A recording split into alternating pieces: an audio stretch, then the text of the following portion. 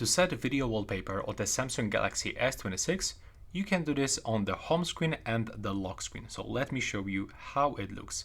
First of all, you have to go into the wallpaper and the style settings, and if you want to set wallpaper, video wallpaper on your lock screen, click on the lock screen, click on the left upper corner, and right now you have to select videos.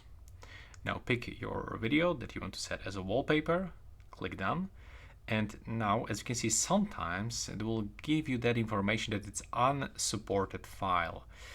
So we have to pick something different. For example, this one. I'm not sure what is the reason, because I just record both videos with the same phone, but this one is actually supported. That's actually strange. But we have to also trim this. We have to get like 15 seconds long. And we have to click done. And now after a few seconds, we will be able to click done in the right upper corner. Now it just takes too much time, but there we go, it's changed. And if you want to do this also for your home screen, it's not available as default. So you will have to use external applications from the Google Play Store. Go to the Play Store, and now you have to find the application that will allow you to do this. For example, I can recommend you this one, the Zedge application. You will have to open this up. Now you can find the video wallpapers over here.